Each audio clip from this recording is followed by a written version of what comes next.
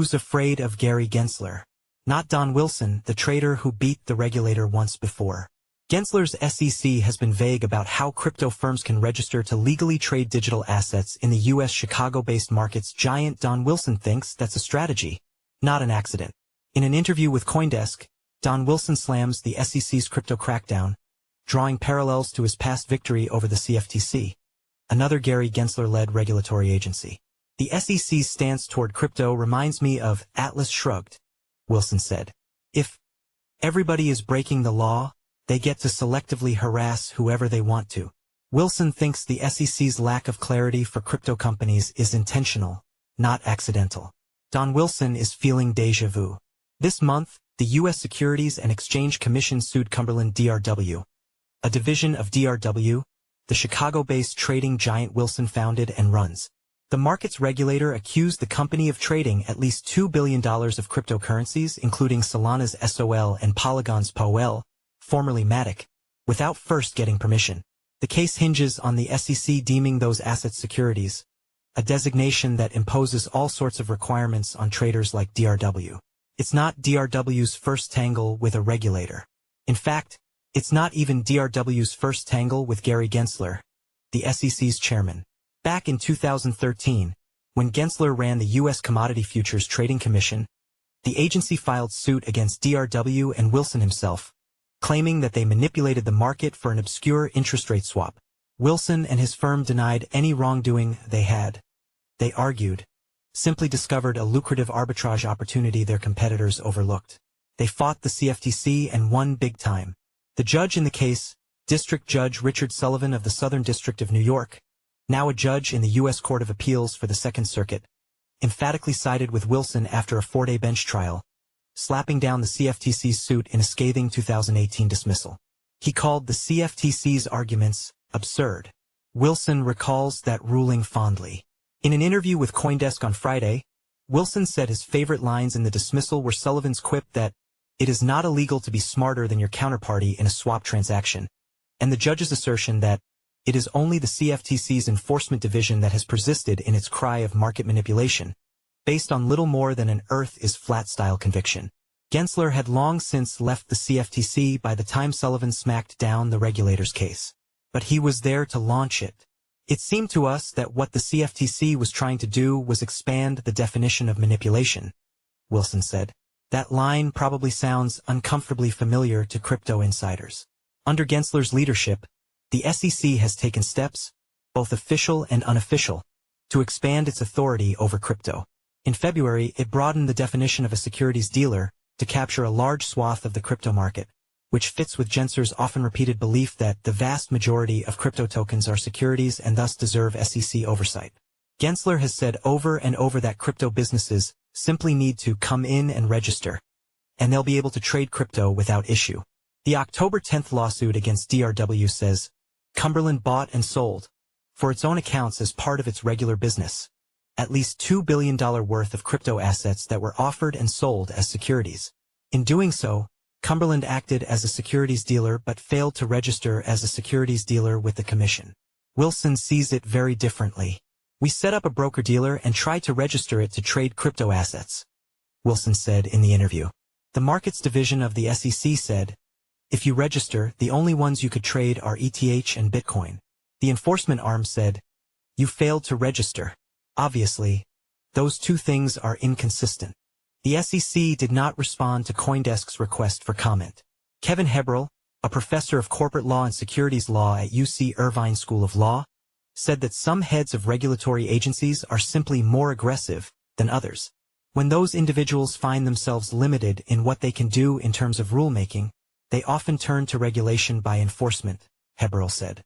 The SEC has a history of using the broker-dealer definition in a broad manner in order to ensure that customer protection laws apply in a situation where the SEC would like them to apply, even where it isn't clear that the entities at issue are in fact acting as broker-dealers.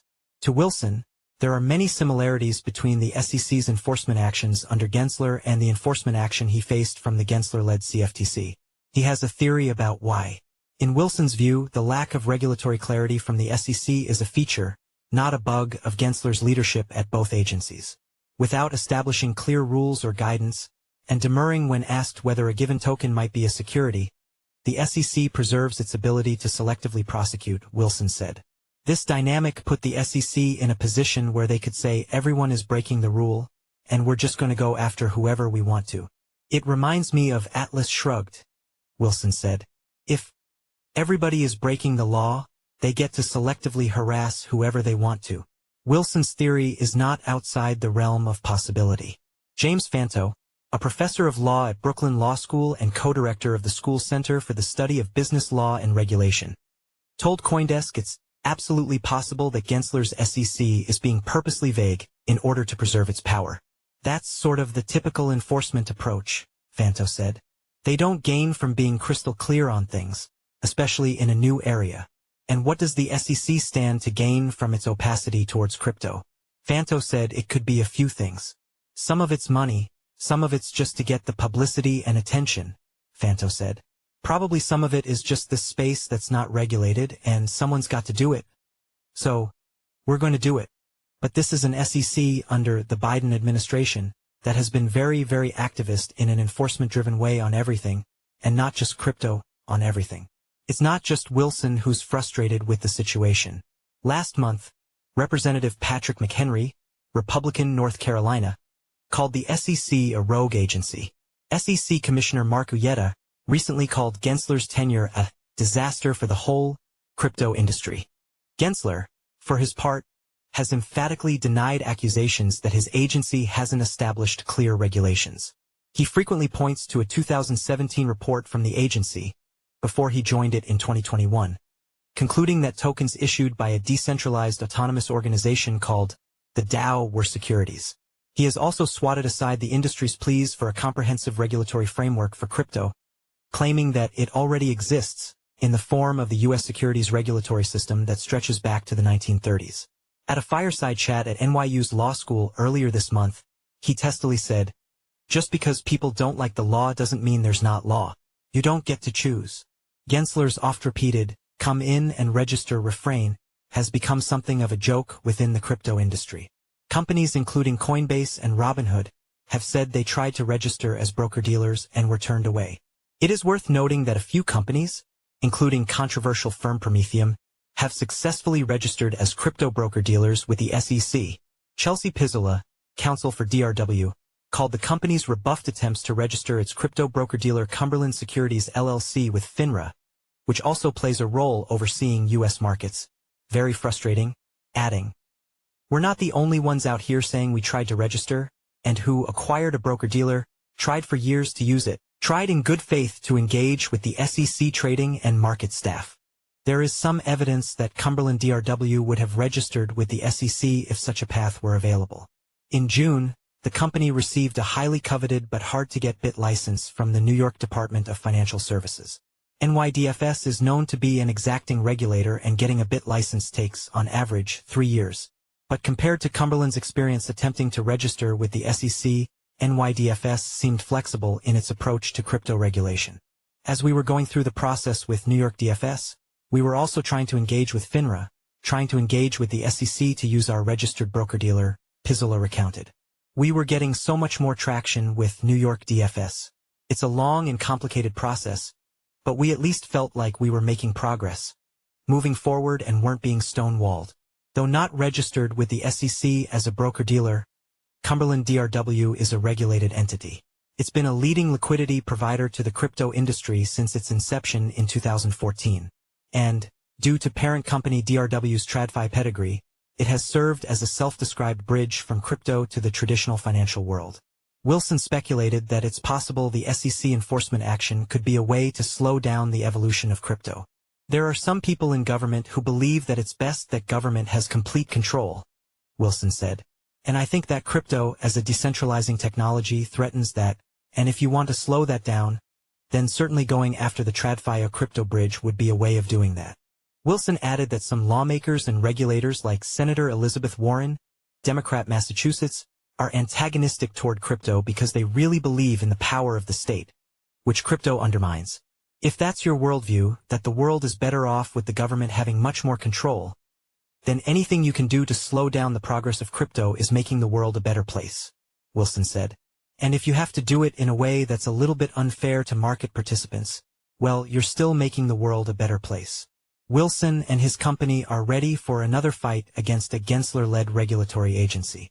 In a statement posted to X, formerly Twitter, on October 10th, a spokesperson for the firm wrote, "We have proven before our firm's willingness to defend ourselves against overzealous regulators wielding their power in ways that harm rather than benefit the market. We are ready to defend ourselves again." Wilson told CoinDesk that the best-case outcome for Cumberland DRW is a dismissal akin to the one he received in 2018.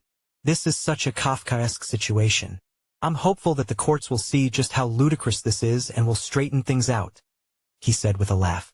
"The shortest, fastest, easiest outcome would be if the judge just dismisses it. But beyond a dismissal, Wilson and Pizzola said their hope for the case is that it will lead to clarity for Cumberland DRW and other market participants. "We are good actors. We just want people like us to be able to innovate and engage productively," Pizzola said. "We just don't see the rationale for this kind of destructive engagement." Wilson said beating the CFTC cost DRW a lot of money that the firm, as one of the nation's largest trading firms, could afford. "The SEC kerfuffle has already cost DRW a lot," he said. "I'm hopeful the courts will see just how ludicrous this is, and will straighten things out," Wilson said. "But it's really unfortunate. In the CFTC case, there were a lot of our resources wasted and taxpayers backslashed. Now with the SEC, a tremendous amount of taxpayer resources are wasted on these cases. Obviously, there were people who did bad things in crypto and the SEC should go after these people. But in the case of DRW and others like Coinbase, there was no path to registration, and the SEC said, 'You failed to register.'